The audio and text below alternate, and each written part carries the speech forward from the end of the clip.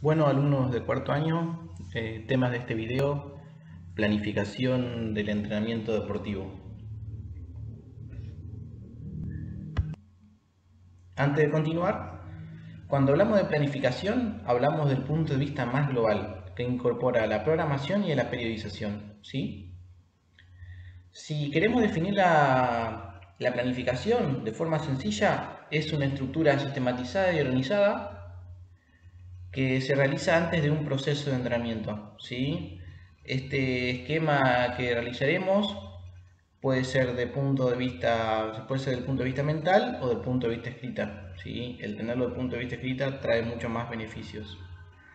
Características que puede tener, por ejemplo, debería ser flexible, ¿sí? Debe estar expuesta a cambios.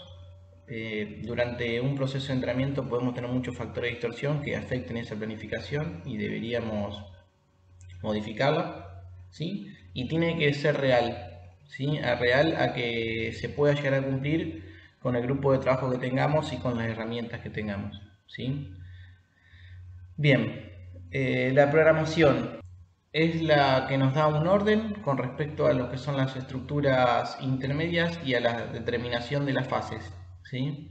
La periodización, como ya lo vimos, nos va a determinar el modelo que utilicemos, la distribución de las cargas con respecto a los 5 componentes de la carga que lo vamos a utilizar y cómo lo vamos a combinar, y la prescripción, ¿sí?, de la dosis de entrenamiento. La prescripción de la dosis del entrenamiento más pequeña es la sesión, ¿sí? Por ahí podemos decir hoy que en realidad a la planificación de lo que es la sesión de entrenamiento la tendríamos que empezar a llamar prescripción, que es lo que hace el médico, ¿sí? Entonces, para que lo entiendan un poco mejor, ¿sí? Entonces la planificación es un concepto muy amplio donde entrarían los objetivos y los niveles, ¿sí? Y donde incorpora también la periodización y la programación.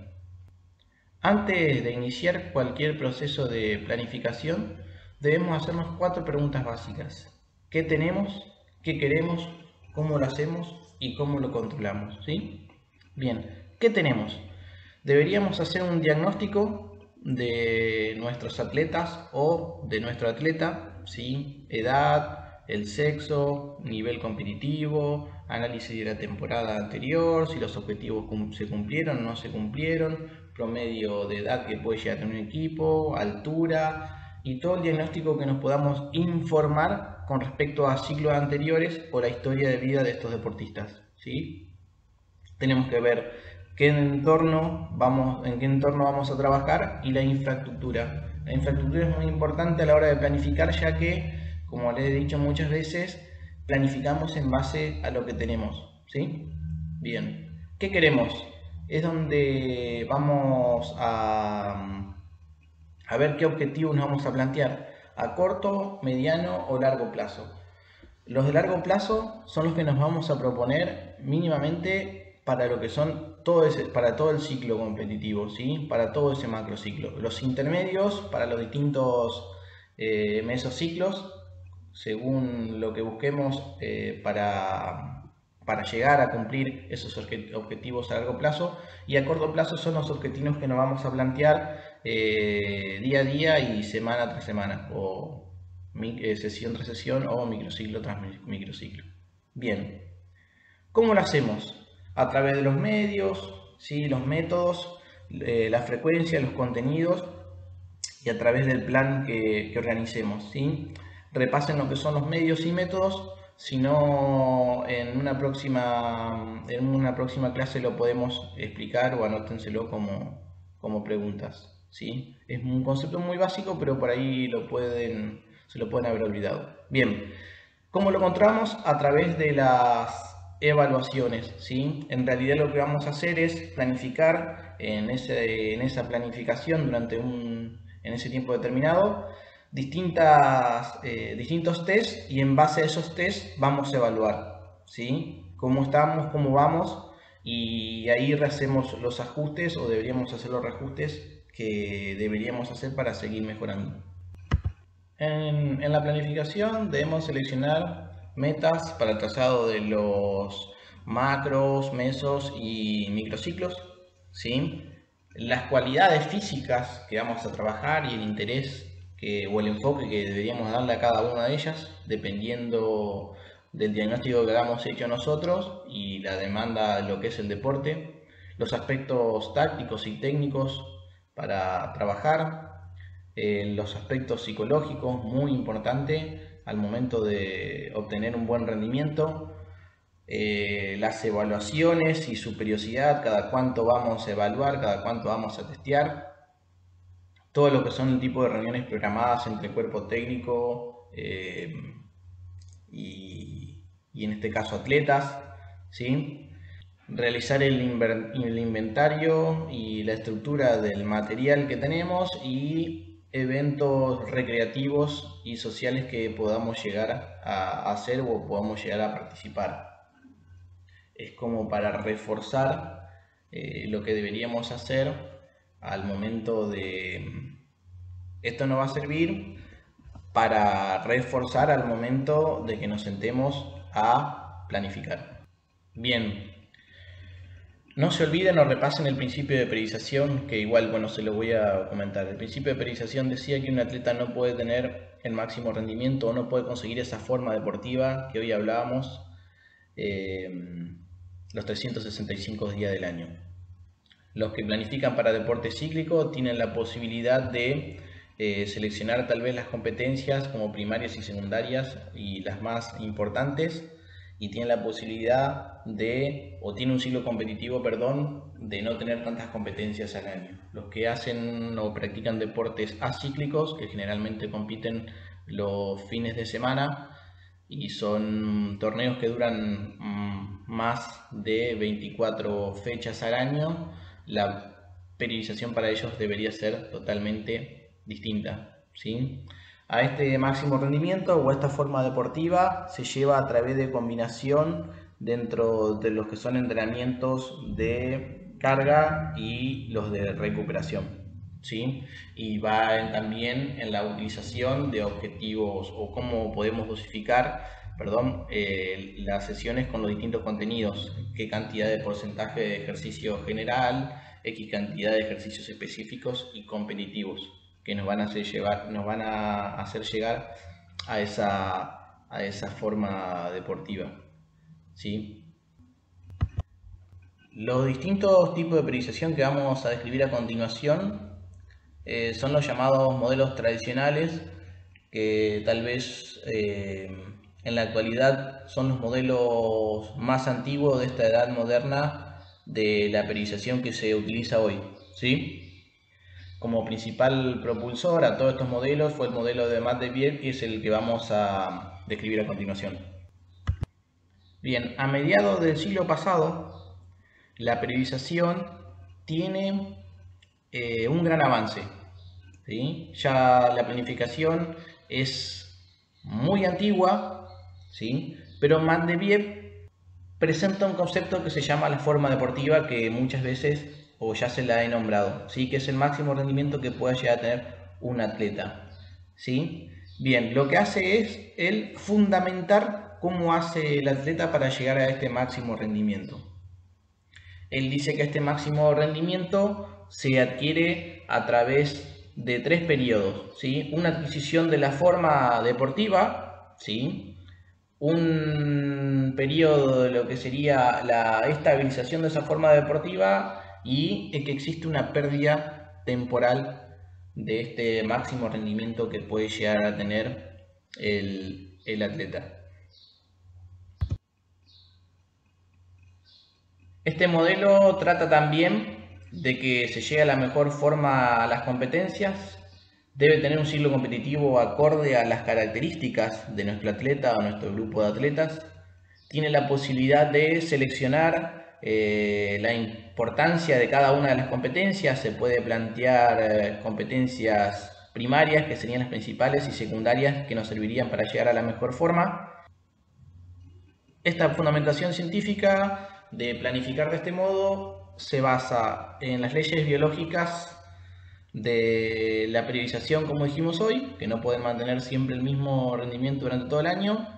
Se apoya en la ley de síndrome general de adaptación de Say, o como ustedes conocen tal vez o la conocen como la el principio de sobrecompensación y basándose en efectuar esas 3 fases que hablábamos hoy de desarrollo de la forma deportiva, la conservación y de la pérdida temporal, que más adelante la vamos a ver como periodo de preparación, periodo competitivo y la transición. Este modelo también presenta principios fundamentales, ¿sí?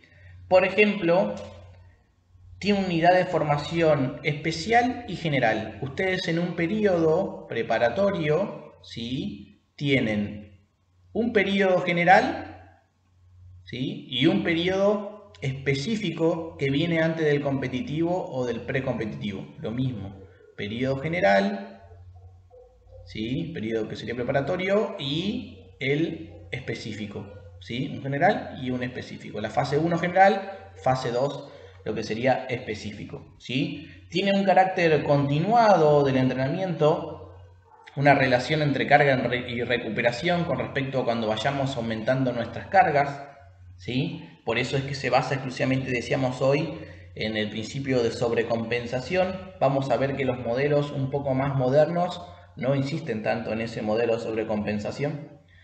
Tiene un aumento progresivo de lo que son las cargas del entrenamiento. Fíjense que si tomamos como componente de la carga, volumen e intensidad, ambos van en lo que sería en aumento, ¿sí?, en estos dos gráficos. Tiene variaciones ondulantes durante el proceso, ¿sí?, ahí y acá también. Y al mismo tiempo, tal vez pueden llegar a tener ondulaciones pequeñas en los que son cuando bajemos a partes más pequeñas de estas estructuras, a lo que serían los micros y las sesiones, ¿sí? Y está dividida exclusivamente en ciclos para llegar a una mejor forma deportiva.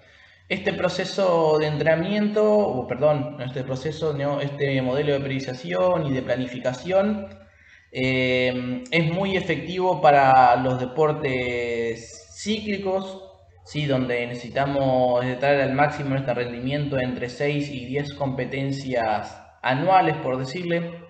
Es muy importante para el desarrollo de los deportistas juveniles o para los mismos novatos.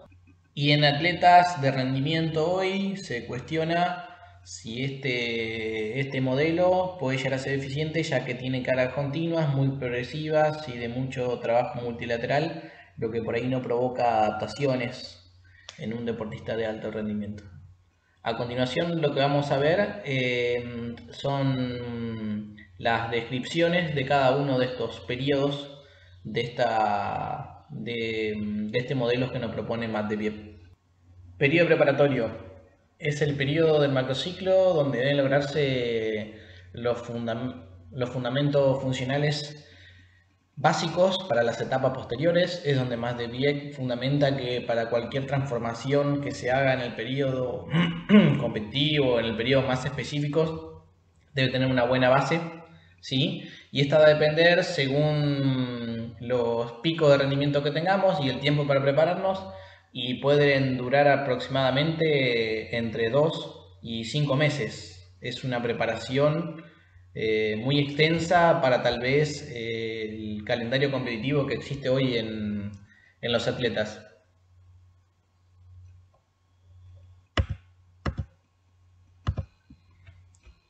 Bien, este periodo preparatorio se divide en 2 subperiodos, que es el periodo general y el periodo específico, que a continuación vamos a comenzar a ver las características que tienen cada uno de ellos. Características del periodo preparatorio general: preparación básica para el trabajo posterior, desarrollo de las cualidades físicas básicas, desarrollo del nivel funcional, incremento progresivo del volumen, afianzamiento de nuevos fundamentos técnicos y tácticos, características de trabajo muy general, y hace énfasis en la preparación evolutiva del atleta o los atletas.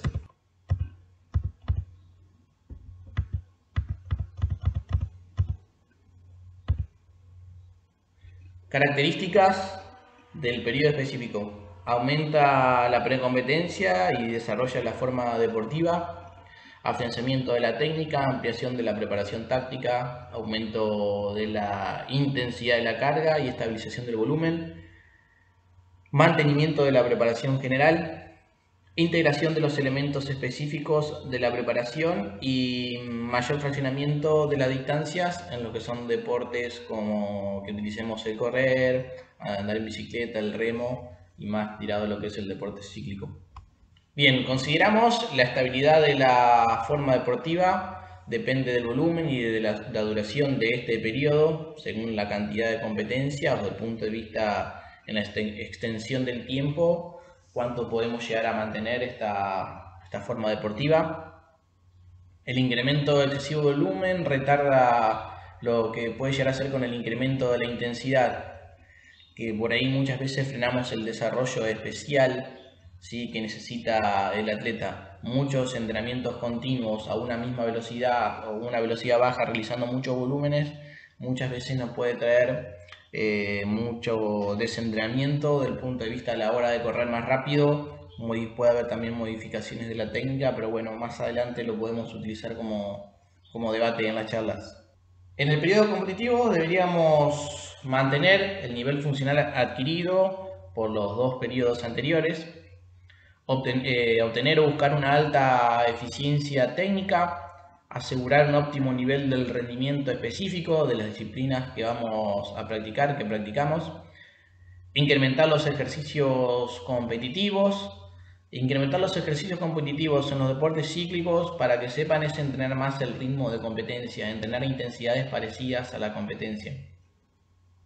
Aumentar la frecuencia de las competiciones, seleccionar las competencias secundarias y principales con respecto a nuestros objetivos que tengamos, las competencias donde busquemos el mejor pico de rendimiento, los mejores resultados serían las principales y las secundarias son las que nos ayudarían a cumplir esos objetivos de ir buscando esa forma deportiva o el máximo rendimiento. Y consolidar los procesos tácticos y evolutivos que vamos a necesitar para la mejora del rendimiento. En los deportes cíclicos, ¿sí?, previo a las competencias principales o a las competencias importantes, se recomienda realizar una sobrecompensación. Esta puede durar entre 1 o 3 semanas, ¿sí?, que es lo que nos va a permitir llegar a nuestro pico máximo de rendimiento a esa competencia que habramos seleccionado como objetivo principal, ¿sí? Este proceso de descarga se le llama puesta a punto, ¿sí? También el que conozca un poco más de entrenamiento y le gusta leer se le llama también como tapering, que bueno, los autores que han escrito sobre tapering tienen 1 o 2 metodologías para llegar a buscar esta puesta a punto. El periodo de transición se ubica entre el final de la competencia principal hasta el comienzo del próximo ciclo, que sería hasta el comienzo del próximo periodo general, que sería nuestra primera parte de nuestra periodización. Y debe ser activa, con poco volumen, baja intensidad y actividades motoras bien diferenciadas de la especialidad deportiva, ¿sí?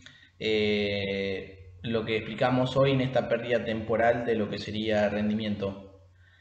Matveev dice que para volver nuevamente a buscar niveles óptimos o máximos de rendimiento deberíamos tener este periodo de transición. Bien, hoy en día este periodo de transición en cualquiera de los ciclos competitivos que tengamos es cada vez más corto, sobre todo a lo que es nivel profesional. A continuación lo que vamos a ver son de las diferentes formas que se pueden presentar estos modelos de planificación con respecto a la cantidad de ciclos competitivos o a las competencias que tengan. En el ejemplo 1 vemos un macrociclo con un solo ciclo competitivo. En el ejemplo 2 vemos 2 ciclos competitivos y una pequeña transición entre el primer periodo y el competitivo y el periodo preparatorio. Y en el tercer ejemplo vemos algunos ejemplos que vimos o que nombré en la clase teórica por vía Zoom, donde tenemos 3 periodos competitivos o 3 competencias principales, ¿sí?, en un macrociclo. A continuación vamos a ver críticas que le hicieron Portman y Gambetta a las propuestas que traía Matveev. Le criticaban que tenía un exceso de trabajo general, en su periodo de preparación, lo que lo hace alejarse de la mejora del rendimiento específico de la disciplina que practica. Tiene un desarrollo simultáneo de las diferentes capacidades en el mismo tiempo, quiere decir cómo se sustenta del principio general de adaptación, o del síndrome general de adaptación, mejor dicho. Irían en aumento todas las capacidades físicas, lo que le haría un trabajo multilateral, y no irían exclusivamente al trabajo específico que necesitaría este atleta para que mejore el rendimiento, ¿sí? Tiene un uso muy rutinario y cargas a lo largo del periodo, sí, en un tiempo prolongado. Critican de que los volúmenes son muy altos y realizan el entrenamiento hasta muy monótono, que le da poca importancia al trabajo específico y tiene periodos de formas reducidos. ¿Qué quiere decir? Que tiene periodos cortos donde el atleta puede llegar a mantener la masa muscular o los niveles de fuerza en algunos deportes donde necesiten de esas capacidades.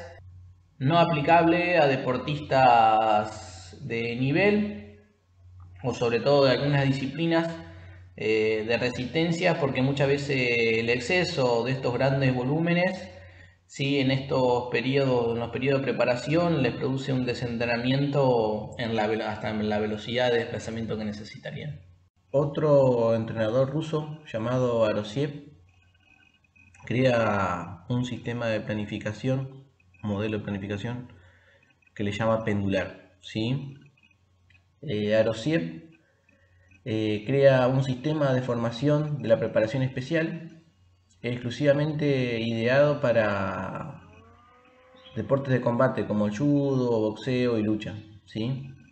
Estaba dividido en ciclos según las competencias que deberían enfrentar estos atletas, alternando continuamente etapas de acumulación y de realización. Las etapas de acumulación es muy parecido a una preparación general, y la etapa de realización es la parte específica de trabajo a los deportes que realizaban. Habría microciclos de regulación que servían para recuperar, y los microciclos principales que buscaban trabajar aspectos específicos. Estos ciclos de competencia que marcaba Arosiev estaba fundamentada por dos posturas. Una postura era la importancia del descanso activo a través de esas etapas de recuperación, ¿sí? Y por otro lado, buscar la mejora deportiva o la mejora del rendimiento en ciclos no menores a 21 días. El ruso Arosiev junto a Verkhoshansky crearon este modelo destinado a lanzadores y a pesistas, ¿sí? Este modelo lo que buscaba ya en forma general era evitar el trabajo multifacético o el trabajo multilateral, ¿sí? En los que son la regulación de las cargas, presenta al principio mucho volumen, y a medida que se acerca a la competencia estabilizan los volúmenes y las intensidades se mantienen a niveles muy altos. En este sistema de trabajo, según los autores, tratan de buscar continuamente cambios de las adaptaciones a través de entrenamientos de alta intensidad, así como su nombre lo indica, ¿sí? Hace prioritario el entrenamiento específico, ¿sí? Por eso es que en sus posturas hablan de que el entrenamiento multilateral para este tipo de deportes no sirve como para mejora del rendimiento, ¿sí? Muy crítico al modelo tradicional, se basan en organizar estructuras intermedias, ¿sí?, de corta duración y de alta intensidad, y sabiendo que a estos niveles de rendimiento un atleta no los puede sostener más de 7 o 10 días y busca enseguida rápidas compensaciones, ¿sí? Etsegene al igual que el modelo anterior, presenta un modelo de altas cargas. Presenta muy pocas diferencias, ¿sí? Apenas desciende un 20% del volumen con respecto a un periodo preparatorio, si lo comparamos con el periodo competitivo. Introduce periodos de recuperación cortos después de entrenamiento de alta calidad o entrenamientos muy intensos. Esta planificación de altas cargas es muy parecida, como se han dado cuenta, a la de Boroviet, ¿sí? Y resalta la gran ejecución técnica que deben tener en la ejecución de los ejercicios y también llevar ese riguroso control de las cargas, ya que las intensidades que manejan son muy altas y pueden producir procesos de desadaptaciones, desentrenamientos o sobreentrenamientos en muy poco tiempo.